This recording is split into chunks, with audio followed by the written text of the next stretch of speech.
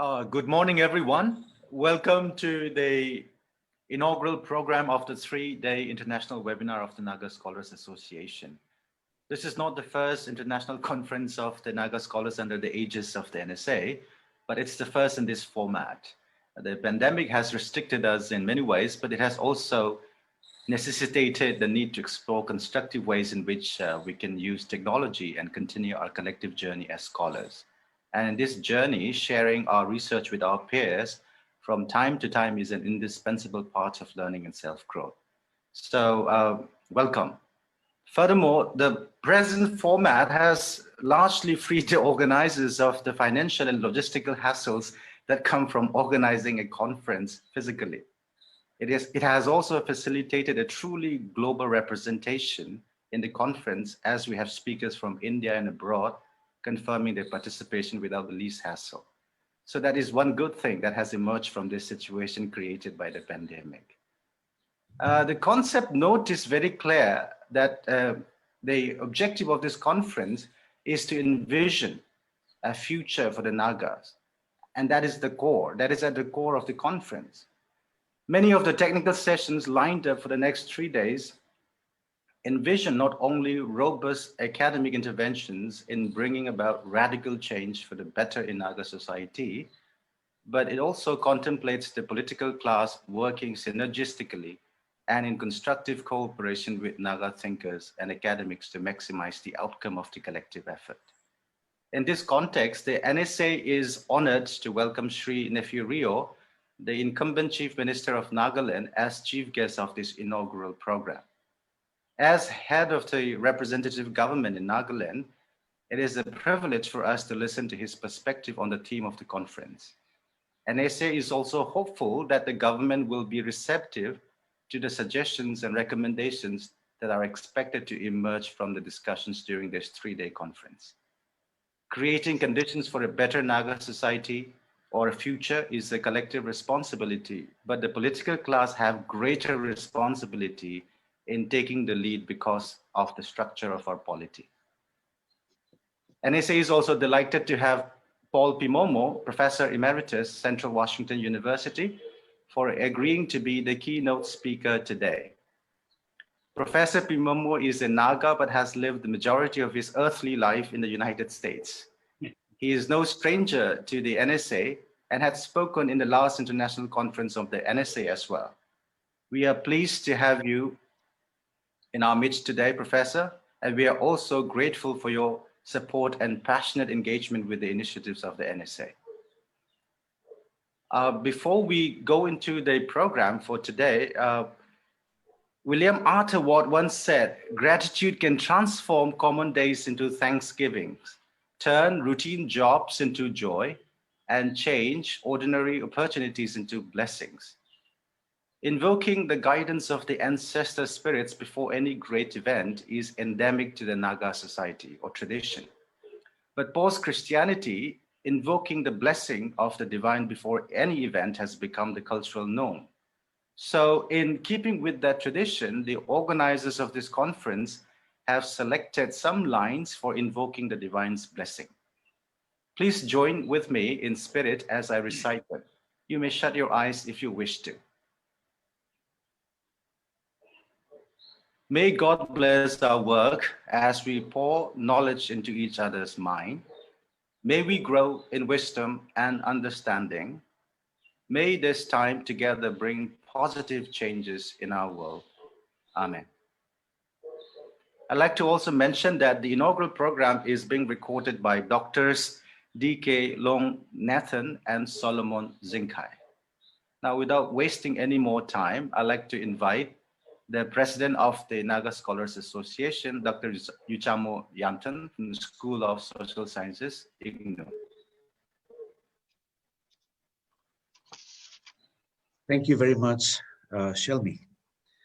Honorable Chief Minister of Nagaland, Mr. Nephew Rio, Conference Keynote Speaker, Professor Paul Pimamo, distinguished scholars and academicians from different universities across the globe, and ladies and gentlemen, I, on behalf of the Naga Scholars Association, take this wonderful opportunity to welcome each and every one of you to our international webinar on the theme Living in the Present, Nagas in the 21st Century. We are extremely thankful to our Honorable Chief Minister of Nagaland, who is so kind enough to accept our invitation to grace the inaugural session of the international webinar as the chief guest. Our Honorable Chief Minister has been very supportive to our academic initiatives and is not new to our association. In fact, he had participated in some of the workshops of the NSA, which we had conducted in the past. Thank you very much, sir, for taking out your time to be with us today. Well, NSA is also very thankful to Professor Pimamo, Professor Emeritus at Central Washington University, who has been extremely generous in sharing his ideas and perspectives, and also has been providing us directions. Thank you very much, sir, for your constant support and cooperation. Well, when we took up the NSA leadership in 2009 and 2016, we dreamed of a moment like this where Naga scholars from across the globe to come together to share their works, exchange ideas, and to think together of a transformed Naga society. Today, I am convinced that dreams do come alive if we only believe in ourselves and channelize our energy towards that dream. This is indeed a historic moment for the Nagas. Well, in life, we face different challenges and situations. However, whatever may be the situation, we also have the creativity power to capitalize any situation to our advantage, like, in such challenging times like the COVID-19, the NSA is capitalizing, the situation in organizing an international webinar when most people choose to wait for the pandemic to get over and just let the time go. Likewise, how do we capitalize the state of affair of our society is going through in the contemporary times? Do the Naga scholars have any alternatives to offer? We must introspect abound on this. Well, we are living in a very challenging globalized society. There has never been a more important time in history to foster and develop a critical societies. With the dwindling of the Earth's resources, with vast declines in natural habitats, with population expansion, with wars, hunger, unemployment, and a terrible pandemic situation like COVID-19, it is very vital that we turn things around and get them right. However, to fix the problems looming before us, there is one thing we must get command of, that is our thinking, because everything we do is determined by some thinking we do, and critical societies will emerge only to the extent that human thinking becomes a primary interest of people living in societies. Since the past decade, the NSA has been actively engaged in academic dialogues and conversations with some of the leading academic personalities and intellectuals in the country and across the globe. The NSA today is acknowledged as one of the most dynamic academic organizations in the country, having consistently engaged in academic discourses ranging from issues related to the state and the nation. Today, I am very much convinced that a thinking forum like the NSA can play a very vital role in societal building. And the kind of human resources we have with us today, we have the potential to develop our society into a critical thinking society that values critical thinking and perspective taking. The NSA web conference has invited Naga researchers, thinkers, and practitioners from different universities across the globe to share the work, to interact with one another, and to reflect upon the challenges the Naga society is faced with in contemporary times. The theme, Living in the Present, implies an awareness and sensitivity to the current development of the 21st century.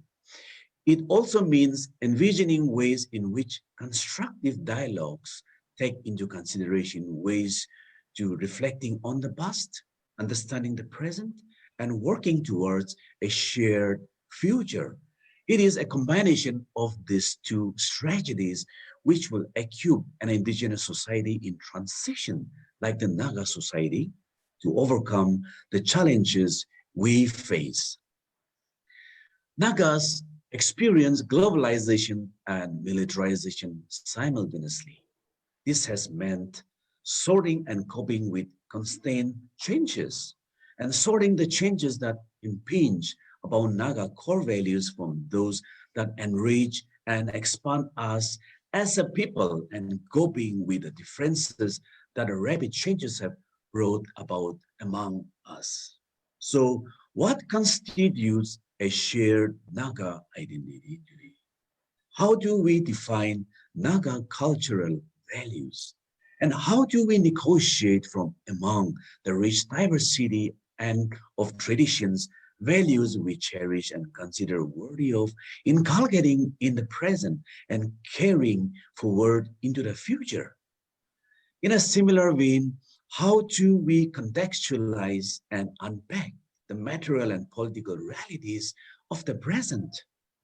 What conceptual grid, structural model of political economy or system of ethical responsibility and accountability can we reach for in these challenging times?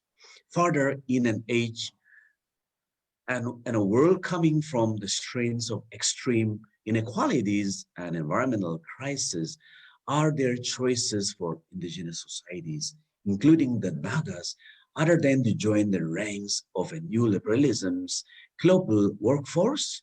Do Naga traditional society and culture offer a better alternatives? Well, the main vision of the NSA International Webinar is to engage the Naga scholars throughout the world in a conversation on the state of the Naga people in the first quarter of the 21st century.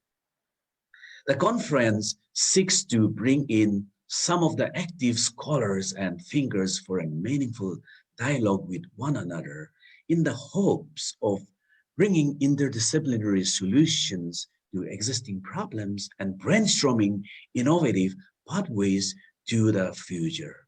And some of the major sub-themes which will be discussed in this international webinar are civil society and social transformation, conflict resolution, identity and nationalism, environmental and climate change, heritage, practices and representation, gender equality and social justice, state policies and development, art and oral literature, health and society, religion and worldview, Naga peoplehood, information technology and digital learning tools, gender, laws and social change, diaspora and globalization, orality, tradition, and culture.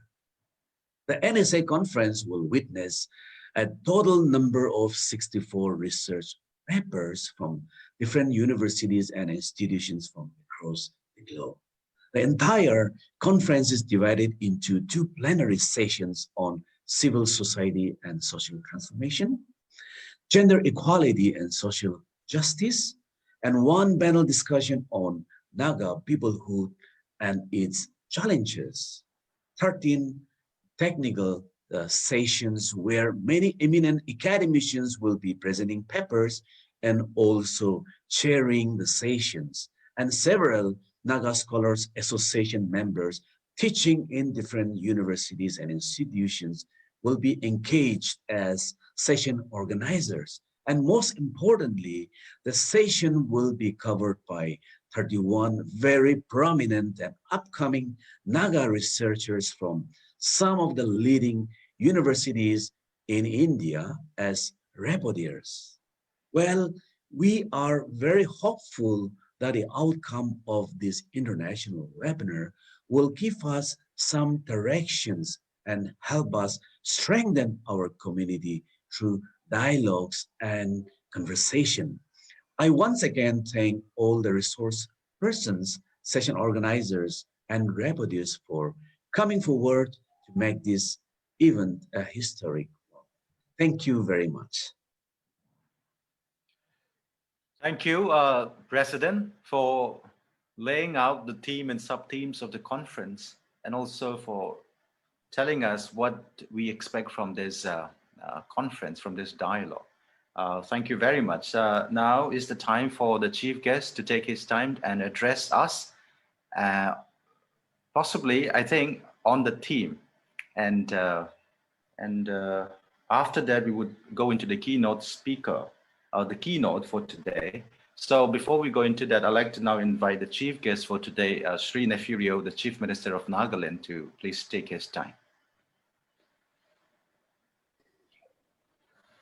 Good afternoon to everybody who is on this web conference. Good afternoon. Respected Chairman, Mr. Shami Sankil, and President NSA, Luchamo Yantan, and the keynote speaker, Mr. Paul Pimamo, and other respected scholars, participants, ladies and gentlemen. I'm delighted and also privileged to be with you today in this Naga Scholars Association's International Web Conference, where Naga intellectuals from all over the world are gathering to deliberate on the theme, living in the present and Nagas in the 21st century. I believe this is an excellent topic for deliberation at this time, as we are now living in the world where we should be sensitive and be aware of various issues going on around the world. Today, there is a need to have meaningful discussion on what has happened in the past, so that we can have better understanding on our role in the present situation and prepare ourselves to boldly face the future. This is also the time to have collective thoughts and prepare collective strategies so as to prepare our young society, which is in transition to modernity. I sincerely hope that new insight and roadmap for the future will definitely come through as our Naga researchers, thinkers, and experts from all over the world share your experiences and reflect on the changes we are now facing. Nagas have come a long way from headhunting days to embracing Christianity and adopting a learned, cultured, and democratic way of life. In the present age of globalization, it is very important to preserve our Naga identity and deliberate on how to take it forward into the future. For that, we need to understand and appreciate our Naga core principles and to discuss ways and means of preserving our Naga culture and balance our good traditional values with modern lifestyle. Today, we must deliberate on the present political scenario, social economic realities, and together work out suitable model to meet the challenges of our times. We also need to deliberate on issues such as health, education, unemployment issues, industries, power and energy, trade and commerce, arts, music and literature, sports, even gender and social justice, and of course, agriculture, deforestation, environment protection, and climate change, science and technology, information technology, and many, many more. I appreciate that during the course of your discussion, you are going to cover most of the important topics concerning the future of our people.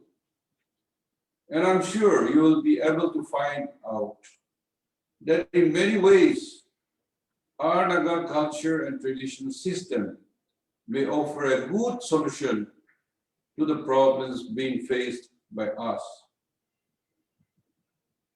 In the past, we were known to be egalitarian, friendly, hardworking, and self-reliant people. However, from being a self-reliant people, we have now become more or less dependent on the central government for almost everything. Naga society is in the making, and we need to be practical, in tune with the existing situations and the evolving world.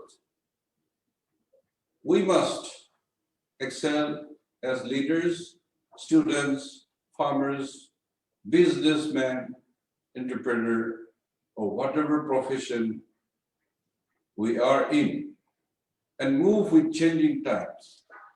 It is time that we adapt ourselves with latest technology, machineries, and become competitive people. And we also need to interpret our traditional values in today's context to make them relevant to our youth of the day. Nagas today are also at a crossroad, where negotiations for Naga political solution is at a concluding stage, I believe. It is imperative that we join hands and strive together for an honorable solution for our people. In this regards, we must conduct ourselves on the high plane of dignity and discipline. It is equally necessary for Nagas to come together and learn to coexist in an atmosphere of peace and goodwill among ourselves and with our neighbors, so that we can move forward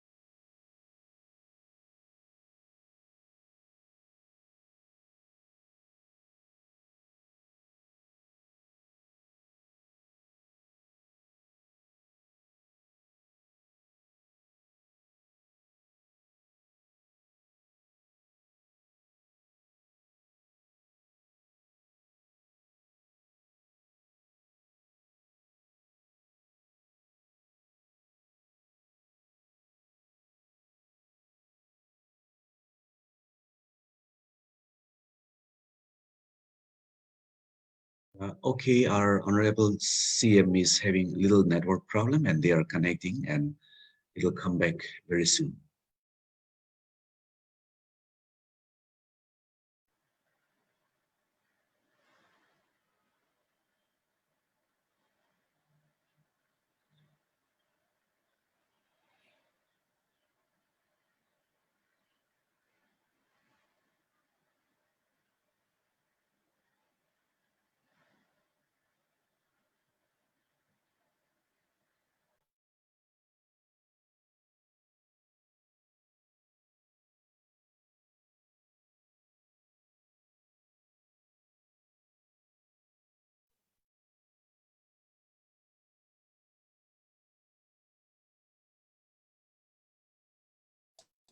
Oh, Okay, yeah.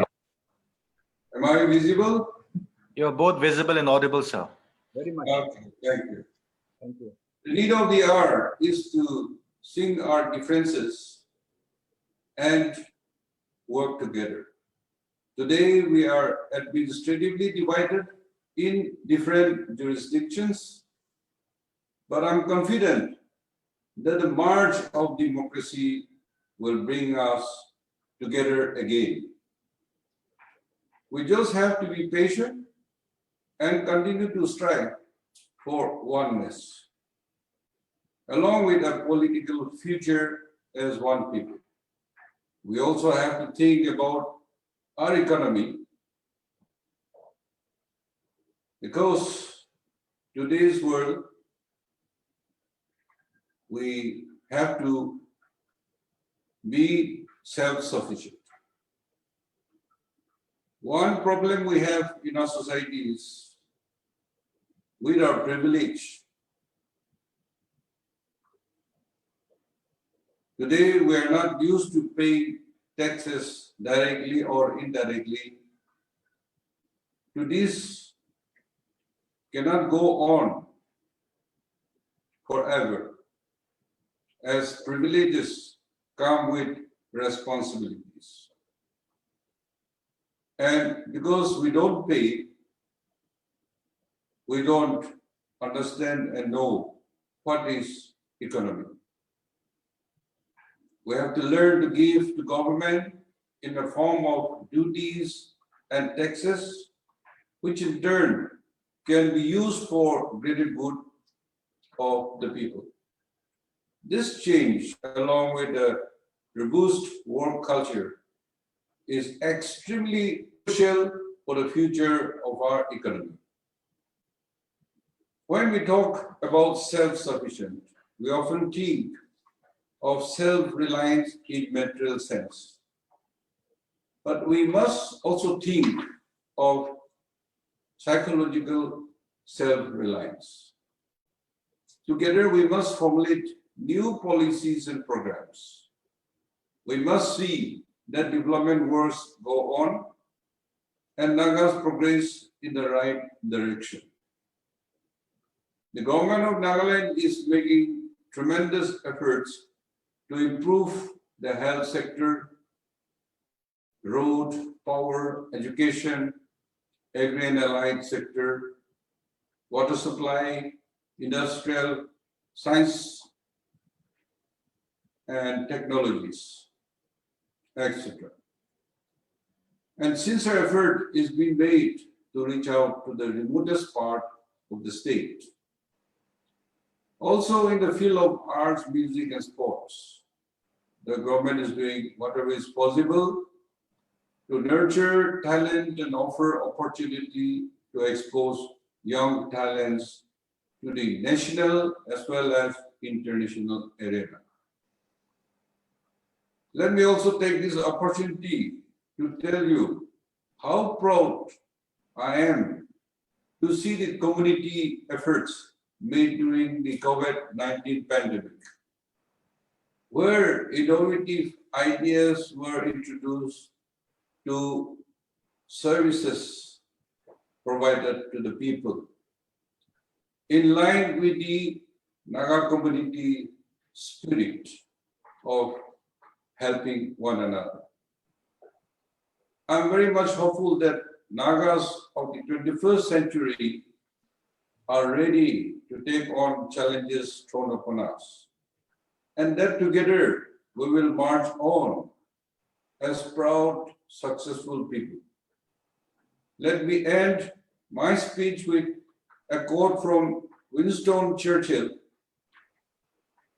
and I quote, "Let us therefore brace ourselves to our duties and so bear ourselves that if, I rephrase, the Naga lasts for 1,000 years, man will still say, this was their finest hour." So with this, I wish all of you the best in your deliberations, and thank you for the opportunity. God bless Kugnaland. Thank you. Thank you, sir, for that very practical speech and message to us. We are grateful that you've taken the time to speak to us and also highlight the everyday difficulties that you encounter as an administrator. And we hope that together we will be able to create conditions that will produce a very vibrant Naga society. Thank you very much. Thank you. We would like to now proceed into the keynote part of the program. So I'd like to invite the keynote speaker for today, Professor Paul Pimamo, who is Emeritus Professor of English at Central Washington University, USA. He retired from full-time teaching last year. He was educated in Northeast of India and the United States and taught in both countries. He taught post-colonial literature, British literature, literary theory, African American and human rights literature, and he has also published widely and in diverse fields, ranging from post-colonial studies to empathy studies in academic journals in the US, UK, India, the Netherlands, and Japan. He and his family now live in the American Northwest. Professor Paul Pimamo, please take your time.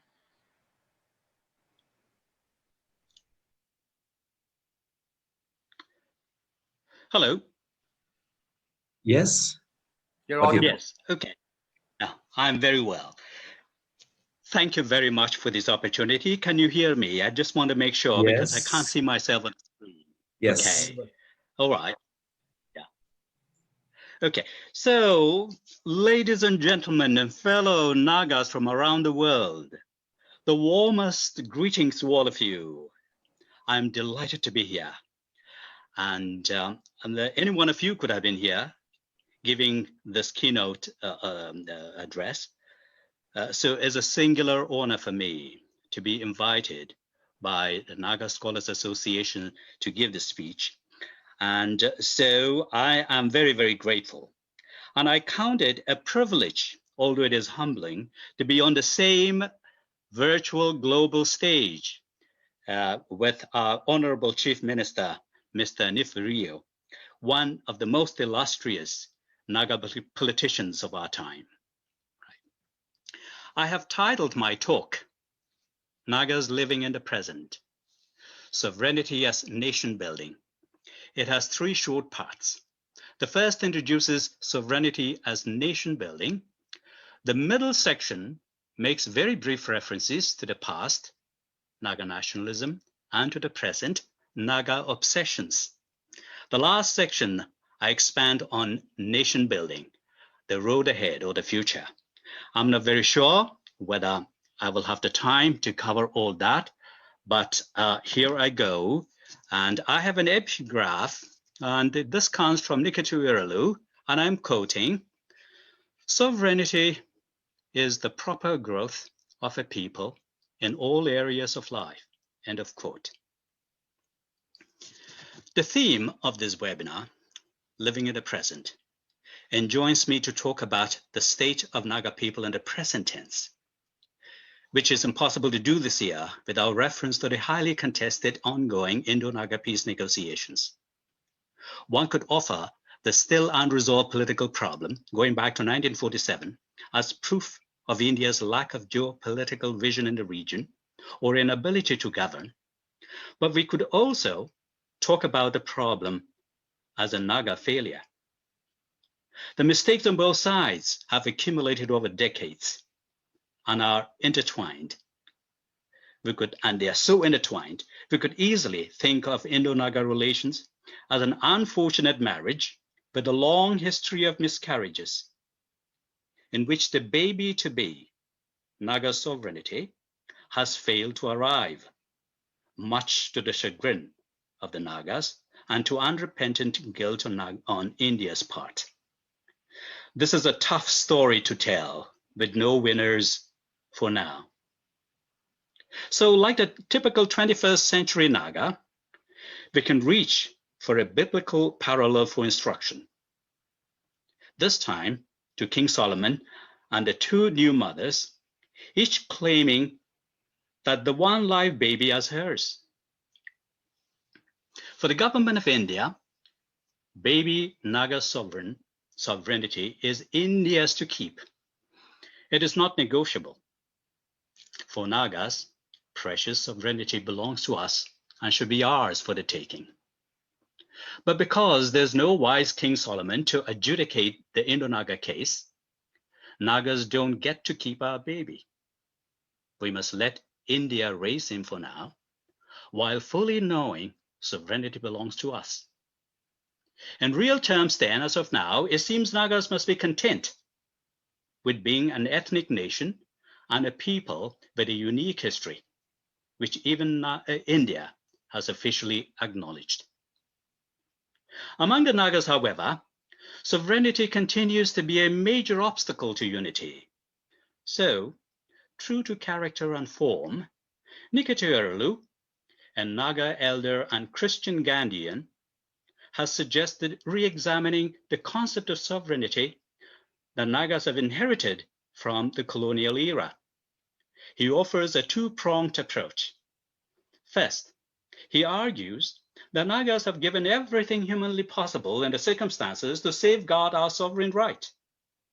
But since it is India that has adamantly suppressed our aspiration, including by military force, the burden of Naga sovereignty is now in India's court, not in ours. I quote, "Nagas have done our part," he asserts. Therefore, Naga sovereignty is now India's problem. End of quote. Nikitiorolu then proceeds to develop an organic concept of sovereignty. In NPMHR's webinar on nation building held last week, 20th of November, he offered a theory of indigenous Naga sovereignty, which he distinguished from the conventional Western concept of nation states. He grants that given the nation-state arrangement of the world we live in, a nation-state status would be a fulfillment of the Naga freedom movement. But nation-state is not a necessity for Nagas for the present, because, according to him, Naga tradition offers another model of sovereignty in which self-determination and self-rule are internally generated and achieved by the people, not externally conferred by others. Under this indigenous model of achieved sovereignty, Nagas don't need to be seated in the UN to be a sovereign people. We only need to retrieve the unwritten and lived sovereignty of our ancestors, for whom being free meant building a society, quote, for proper growth of a people in all areas of life, end of quote. The extent of Naga sovereignty was, of course, defined and limited by the abundance or limitations of time and place. But Nikitiorolu suggests that organically developed Naga sovereignty is the historic legacy whose time may have come for Nagas to implement again, while we put Western-style nation state on hold, and while also understanding that India take responsibility for suppressing the legitimate aspirations of the Nagas.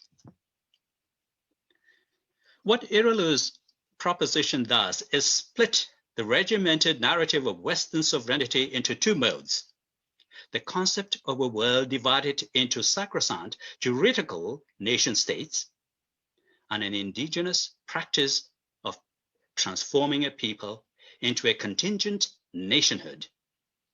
The two are not mutually exclusive in our world, but we can safely assume that the nation state which lacks the functioning homegrown process of self-rule has missed the forest for the trees.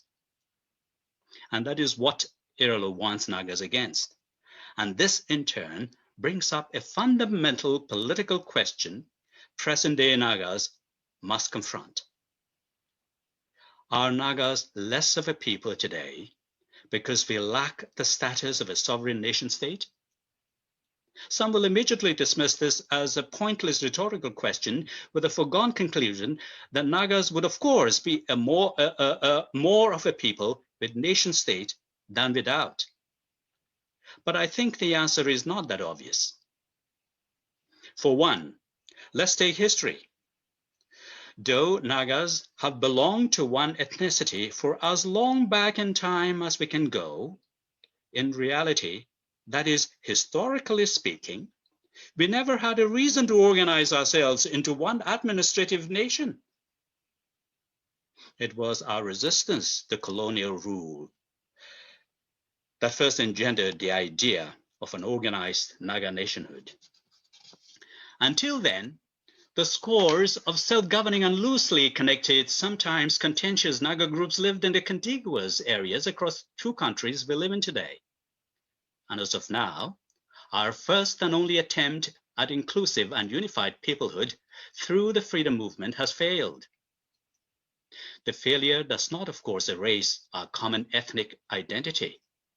Nagas are still a people and a nation, even more consciously than, let me repeat that, sorry.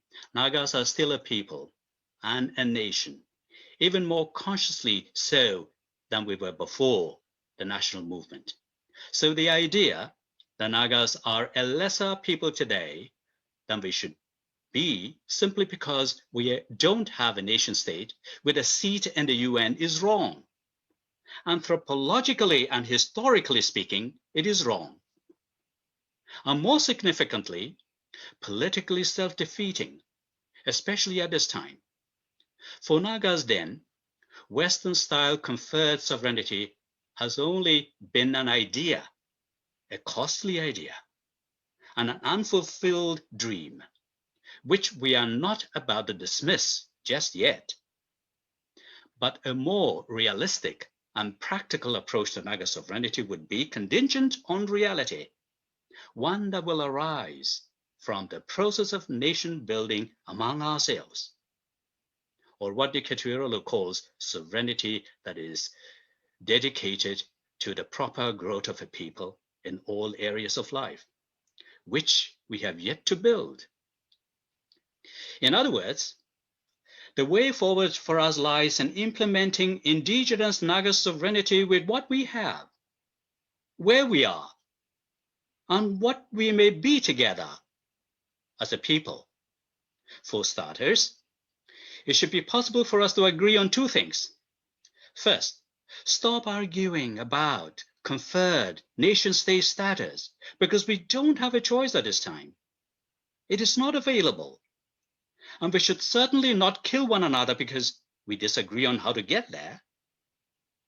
Secondly, we can postpone decision on what name to give our shared promised land until we arrive there. Agreement on these two issues would allow us to concentrate on nation building, a systematic construction of Naga national communities at local levels wherever Nagas are now, as well as a united community across states and international borders. A process of simultaneous nation building at these two levels can be led by an all-Naga civil society organization that represents the best interests of the entire Naga family, and the Nagaland state government, which, in the eyes of some, is the quote-unquote illegitimate child of the troubled Indo-Naga marriage, but which must now be properly adopted into the Naga national family and be given the responsibility to lead the Naga people on a path of transformative change for the common good. The currently separated parts of a society will each be a community in its place, but they will all be working together towards a togetherness, a we-ness in stages, shepherded and strategically supported by the two Naga entities, a pan-Naga civil organization and a Nagaland state giving the leadership. I will return to this all-important subject of nation building a little later.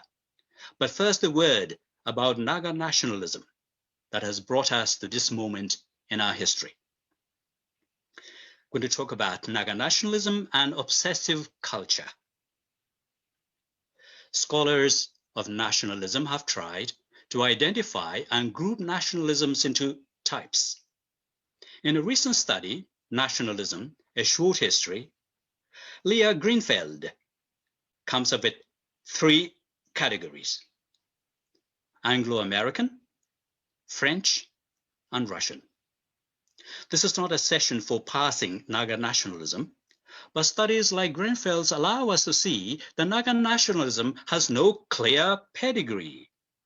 It is a mutt nationalization, a hodgepodge, if you will. Nationalism has been the Naga political lifeblood, we understand. But one governing sentiment throughout our long history of nationalism has been that Naga tribes and groups cannot help loving and hating one another. It is the one remaining tenuous love-hate link that our homeland, after our homeland have been split up into multiple states and administrative units. Another characteristic of Naga nationalism is that the tragedy of the long struggle and the lack of closure have given way to a culture of addictive substitutes in all areas of our society. In state politics, obsession with power, status, and money. Among NPGs, inability to let go of heroic dreams from the past, or temptations to yield to cynical selfish interests. For the Naga public, disillusionment and vicarious experience of nationhood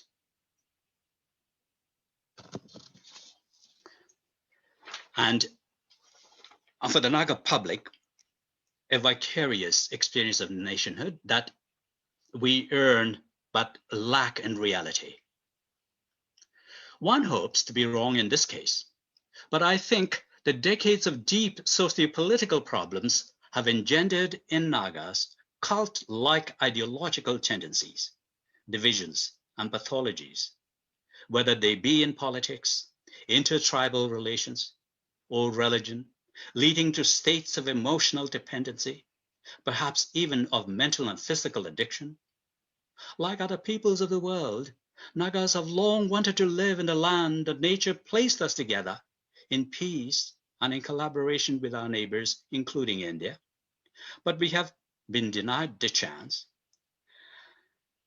And so one sometimes wonders if Nagas can be blamed for being obsessed with virtual nationhood in a world of nation states, among them India, who has fought tooth and nail to deprive us of it. I come now to Naga nation building in the 21st century. It would be clear from what I have said above that the survival of the Nagas as a people, now around or a little over is a 4 million in a world of 7.8 billion, does not depend on our debating whether or not Naga should be a sovereign nation state tailored for us by India or by the world. Our survival depends on our realizing that Nagas are a larger and better nation to be than we are now. We are a people's work in progress. So the two most relevant questions for Nagas to ask together are, what kind of a nation and people do we want to be? And how do we achieve what we want? And the answer lies in retooling the traditional Naga sovereignty and self-government for our real needs in the present. There are leaders and experts among you, obviously, including our Honorable Chief Minister here, who have much better ideas, and they are much more qualified than I am to figure this out. But here are some pointers towards a new Naga nation building. The list starts with conceptual resets, followed by practical suggestions.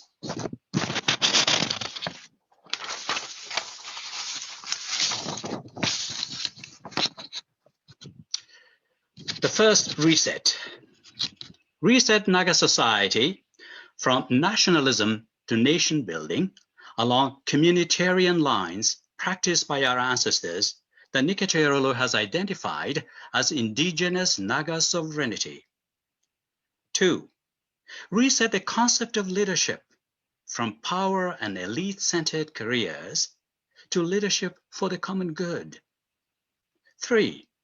Reset societal advancement from unexamined economic growth and endless competitive profit-making to collaborative and holistic well-being through a planned growth that is eco-friendly and people-centered.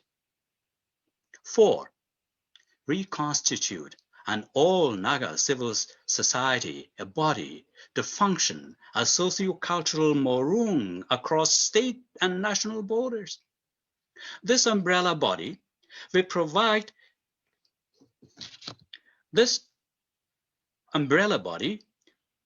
would provide caring and dedicated leadership with a plan to bridge the divisions among Nagas and work towards nurturing mutual respect and unity across tribes, political parties, ideological differences, and matters of beliefs and faiths. 5. Reform Nagaland state structures and functioning, and with funding from Government of India, to function as the main engine for economic and societal progress on communitarian principles and values, not along new liberal capitalist lines that have created unsustainable inequalities in so many parts of the rest of the world, including where I'm living here in the United States. 6. Professor In Paul, real terms. Professor Yes. Paul, sorry, part of Yeah. your face is covered by the paper. Can you please shift the paper a Oh, bit? sorry. Am I seen now? Right, we need Right. to see your handsome face, you know, as you But present. so am I visible now? You're visible now. You're visible now. Yes, please, you may continue. Okay. Yeah. I'm sorry about that. I had to read this thing because I couldn't just speak, right? So, okay, I'm back to reform Nagaland state, number 5 here. Reform Nagaland state structures and functioning, and with the funding from India, Government of India, to function as the main engine for economic and societal progress for communitarian principles and values, not along new liberal capitalist lines that have created unsustainable inequalities in countries all over the world. 6. In real terms, holistic and sustainable development starts with basic needs like, as the Chief Minister mentioned some time ago, a little while ago, good roads, clean water, electricity, so our webinar won't be disturbed, or we can have constant flow of these facilities, universal health care, good public schools, food sufficiency. Some indigenous people call it food sovereignty, and ecological health of our entire homeland. These are necessary to any people's ability to produce goods and services and gainful employment, start businesses, create jobs, and become productive, creative, contributing members of society. Number 7, reform in politics and governance would include, at the very least, electoral reform, putting governance structures in place for effective implementation of the rule of law,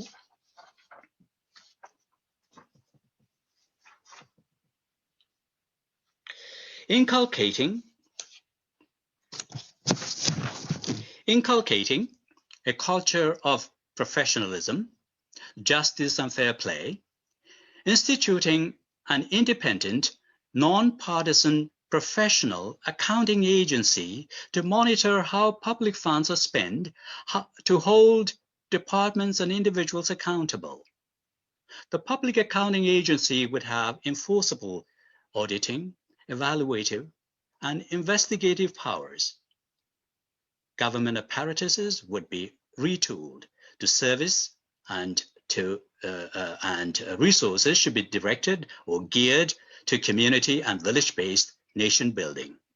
One of the reasons that the rule of law and advanced democracies are able to function according to rule of law and bring people to justice is because they have institutions like accountability departments or agencies that make sure that people do the right thing, because we know that human beings are not naturally angels.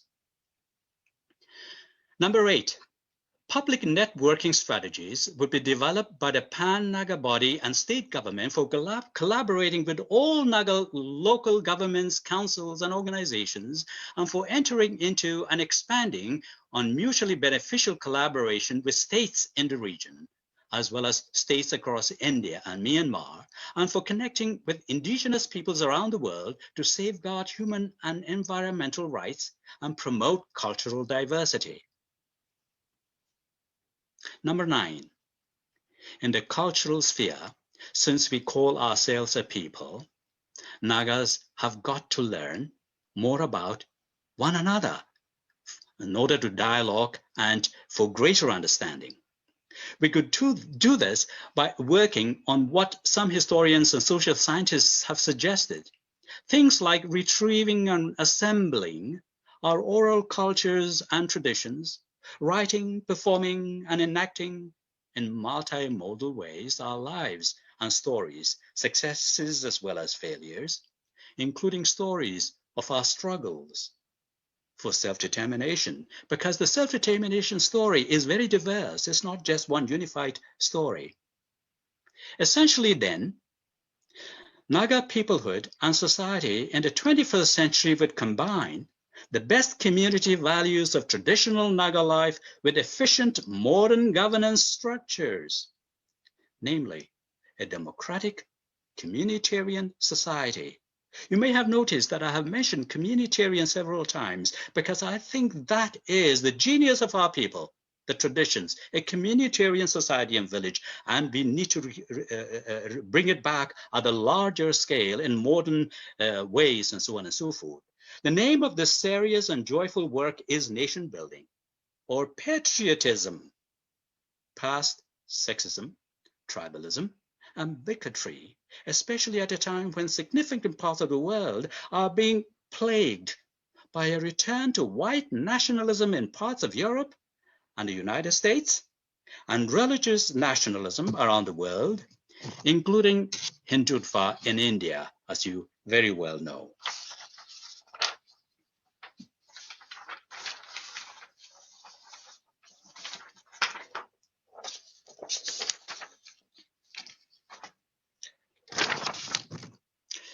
I have the last sentence here.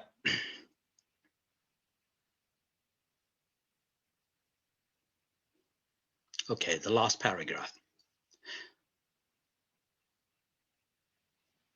We have hard but exciting work ahead of us for the rest of the 21st century, a century in which Nagas might achieve sovereignty together and also have sovereignty conferred on us by the world. Thank you very much, and Kuknalim.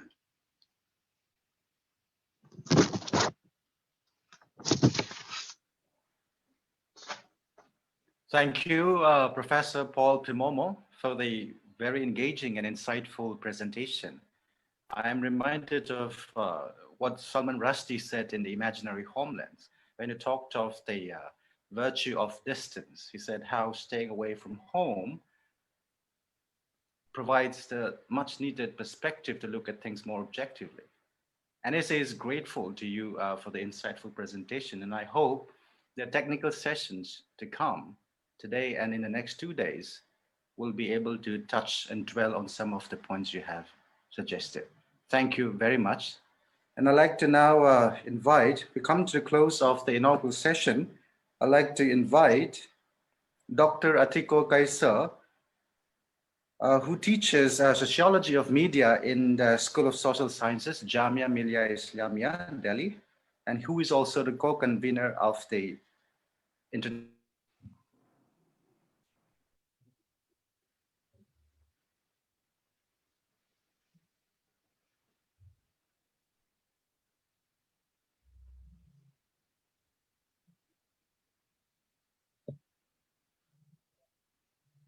Okay, I think Dr. Kaisa may take his time. Thank you, President. I, on behalf of the NSA and Organizing Committee International Webinar, express our sincere, heartfelt gratitude to Sri Nifirio, Honorable Chief Minister, Government of Nagaland, for spending your precious time with us in spite of your heavy and tight schedule while gracing the occasion. Sir, your presence means a lot to us. We look forward to your leadership even in the days to come. I express our heartfelt thankfulness to Professor Paul Pimamo, Emeritus Professor, Central Washington University, for delivering the keynote address. I'm sure he has opened up for wider deliberation and discourse while covering the core of the international webinar theme. Lastly, thanks to NSA President and its esteemed colleagues, organizing committee, and to all the participants. Thank you, one and all. Thank you, Dr. Kaisa, for the very brief vote of thanks. I'd like to make an announcement before we close. Right after this inaugural session, there will be a plenary session from 2 p.m. And the plenary session at 2 p.m. will be followed by 3 technical sessions today. However, on day 2 and 3 of the webinar, which is tomorrow and day after, there will be parallel sessions. A single session at a time would have been ideal, as it would ensure maximum audience, but the number of quality papers received meant we had to create these parallel sessions to accommodate them all within the 3-day schedule of the conference. So participants may see the program leaflet to decide which session to attend, and accordingly enter the Zoom ID and password for that session. In case of difficulty to log into a particular session of your choosing, kindly contact the session organizer, whose name is provided in the program. So please take note, and please consult the program leaflet for more details. Thank you very much, everybody, for participating in this first ever international 3-day webinar of the Naga Scholars Association. We look forward to your participation in the session to come, and also tomorrow and the day after. So I would like to give the time to our president to maybe say a few words to close this inaugural program. Okay, thank you very much, Shelmy, for for very efficiently managing the inaugural session. Thank you very much on behalf of Naga Scholars Association. Well, at 2 p.m. today, we are going to have a panel discussion on civil society, social transformation, and conflict resolution. This is going to be a very, very important plenary session. We have invited one of the leading scholars in this country, like Professor Neera Chandok, who is also considered as one of the public intellectuals in India. So, and moreover, it will also be, like we also have Professor Sanjay Hazarika, who actually needs no introduction, as he's also very familiar to all of us. So I would like to request all of you to stay, join us for the coming session.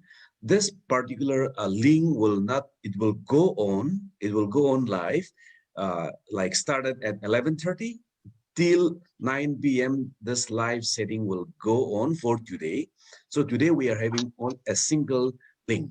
And I would like to make an announcement that if you look at the program, the file attached, which we have already circulated among the members and participants, you will see that right below the sub-themes, there it is mentioned the meeting, the Zoom meeting ID and the password. And just below that, if you click there, it will directly take you to the session which you would like to attend.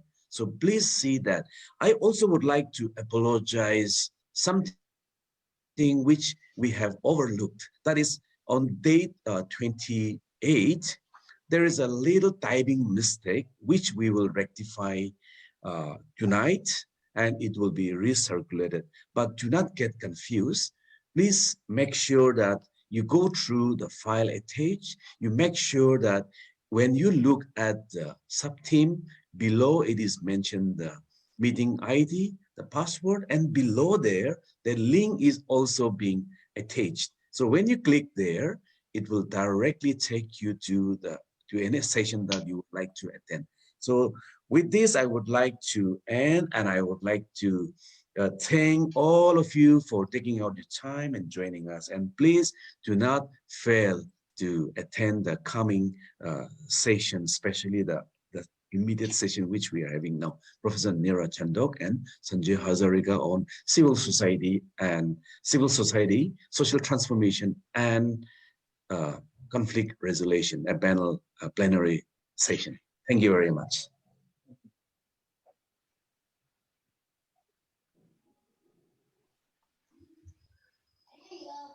Yes, thank you so much, Professor Paul. As Ah, expected. oh, yes. Right, yes. Very erudite and engaging. And a very huge thanks to our Professor Paul, our keynote speaker, for delivering such a profound, keynote address. Yeah.